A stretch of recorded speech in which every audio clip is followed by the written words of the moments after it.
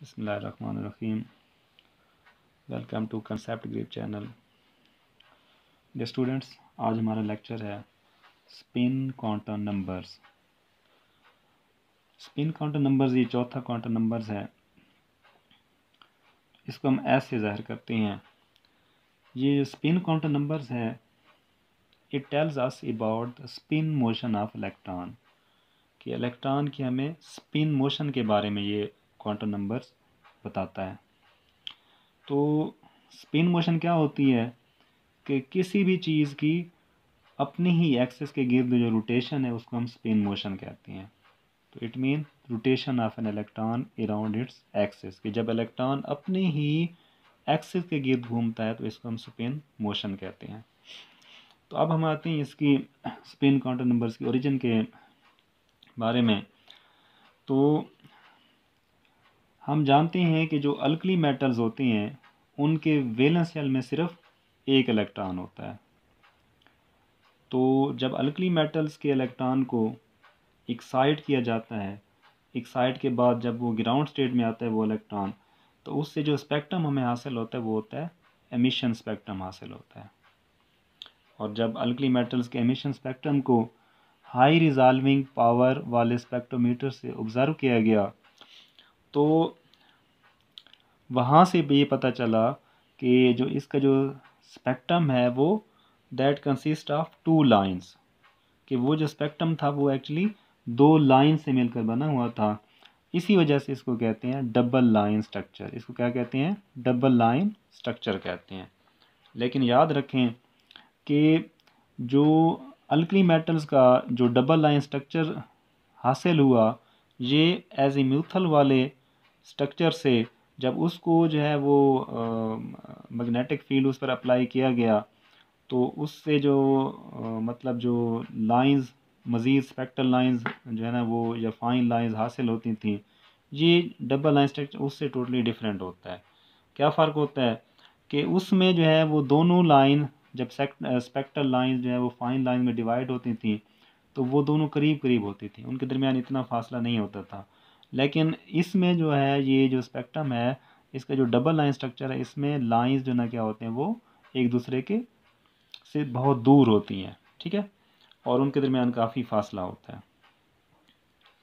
अच्छा, इस चीज़ को एक्सप्लेन करने के लिए, डबल लाइन स्ट्रक्चर को एक्सप्लेन करने के लिए 1925 में दो साइंटिस्ट गॉसस्मिथ और अल्बेंच, इन्होंने ये सजेस्ट किया कि एक्चुअली इलेक्ट्रॉन जो है वो एक तो न्यूक्लियस के गिर्द रोटेट करता है, लेकिन इसके अलावा वो अपनी ही एक्स के गिर्द भी स्पिन मोशन शो करता है। और उसकी जो स्पिन मोशन है वो दो तरह की होती है, क्लॉकवाइज भी होती है और एंटी क्लॉकवाइज भी होती है, ठीक है। अब जब क्योंकि इलेक्ट्रॉन पर चार्ज है, तो जब ये स्पिन मोशन शो करेगा अपनी ही एक्सिस के गिर्द, तो इस तरह से इससे क्या होगा, मैग्नेटिक फील्ड पैदा होता है। तो उन्होंने कहा कि मैग्नेटिक फील्ड जो है वो दो किस्म का पैदा होता है। जब इलेक्ट्रॉन मसलन क्लॉकवाइज स्पिन मोशन शो करेगा, तो उसकी जो मैग्नेटिक फील्ड की डायरेक्शन होगी वो और होगी, और इस तरह से जब वो एंटी क्लॉकवाइज मूव करेगा तो उसके मैग्नेटिक फील्ड की डायरेक्शन और होगी। तो इस वजह से हम स्पिन मोशन के दौरान जो है ना, जब अगर electron clockwise spin motion show कर रहा है तो इसको हम +1/2 लिखेंगे, और जब एंटी क्लॉकवाइज मोशन शो कर रहा है तो इसको हम -1/2 लिखेंगे। मसलन ये देखें, जब इलेक्ट्रॉन ये मूव करेगा तो इसमें जो ना इसकी ये +1/2 वैल्यू होगी, और जब जो ना क्या होगा, ये अपोजिट डायरेक्शन में मूव करेगा इलेक्ट्रॉन, तो यहाँ पे क्या होगा, इसकी -1/2 वैल्यू होगी। अच्छा, अब ये जो गॉसमिट और अल्बेंच का जो मतलब उन्होंने जो इलेक्ट्रॉन की जो स्पिन मोशन है उसको एक्सप्लेन किया, तो ये एक्चुअली जो ना क्या होता है, ये डबल लाइन स्ट्रक्चर की वजह है, और ये स्पिन काउंटर नंबर्स को एक बेहतर तरीके से एक्सप्लेन करता है।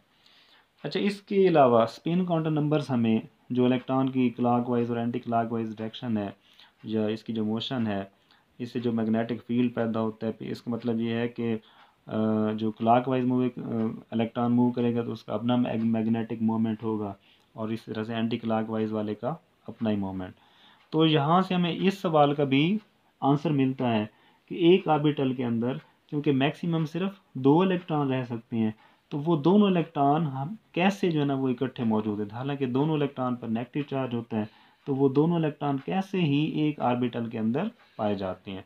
तो उसका आंसर हमें यहाँ से मिलता है कि असल में एक ऑर्बिटल के अंदर 2 इलेक्ट्रॉन पाए जाते हैं, तो एक की जो ना क्या होती है, जो मोशन होती है वो क्लॉकवाइज होती है, और दूसरे की मोशन जो ना क्या होती है, एंटी क्लॉकवाइज होती है। इस तरह से दोनों इलेक्ट्रॉन वो जो ना क्या होती हैं, वो अपोजिट जो ना वो रोटेट कर रहे होते हैं। इस तरह से उनके दरमियान जो रिपल्शन होती है वो कम होती है। तो ये जो ना इस बात का आंसर हमें स्पिन काउंटर नंबर इसको एक्सप्लेन करता है। तो ये है स्पिन काउंटर नंबर्स। थैंक्स।